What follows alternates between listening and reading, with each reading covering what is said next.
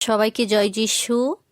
সমস্ত খ্রিস্ট পরিবারকে আমরা দিন প্রতিদিন এই চ্যানেলের দ্বারা ছোট ছোট বাক্য দ্বারা উৎসাহিত করতে চাই, যেন শয়তান আমাদের মধ্যে এসে আমাদের জীবনকে নষ্ট না করে দেয়, আমাদেরকে নিরুৎসাহ না করে দেয়। তাই সমস্ত খ্রিস্ট বিশ্বাসীদের জন্য প্রতিদিন প্রতিনিয়ত প্রভু আমাদেরকে তার বাক্য দ্বারা উৎসাহিত করতে চায়।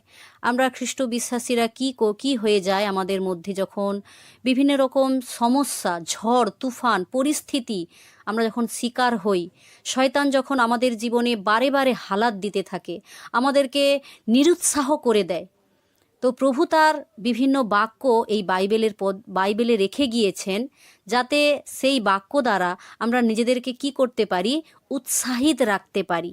তো এরকমই একটি বাক্য প্রভু আজকে শিখাতে চায়, আমাদেরকে উৎসাহিত করতে চায়। যোহন লিখিত সুসমাচার 16:33। এই সমস্ত তোমাদিগকে বলিলাম যেন তোমরা আমাতে শান্তি প্রাপ্ত হও। জগতে তোমরা ক্লেশ পাইতেছ, কিন্তু সাহস করো, আমি জগৎকে জয় করিয়াছি। তো দেখো, প্রভু একটা খুব সুন্দর পদ আমাদেরকে উপহার স্বরূপ দিয়ে গেছে। ওনার বাক্য সব থেকে মূল্যবান, ওনার বাক্য সোনা রূপার থেকেও দামি। তাই প্রভুর এই বাক্যকে যেন আমরা মূল্যবান উপহারের সহিত তুলনা করি।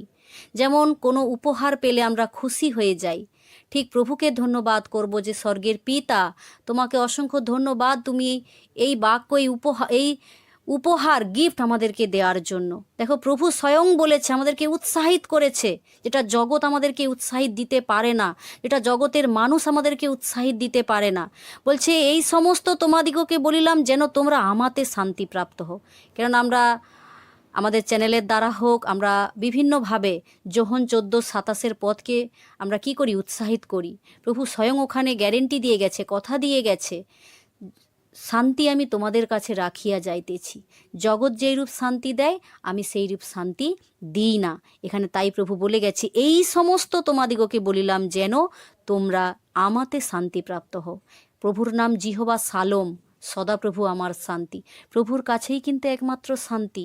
উনি উৎসাহিত করে গেছেন এই পদ দ্বারা, যেন তোমরা আমাতে শান্তি প্রাপ্ত হও। জগতে তোমরা ক্লেশ পাই। জগৎ আমাদেরকে কি দিয়েছে? কষ্ট, যন্ত্রণা, দুঃখ, বেদনা ছাড়া আর কিছু পেয়েছি কি আমরা জগতের কাছ থেকে?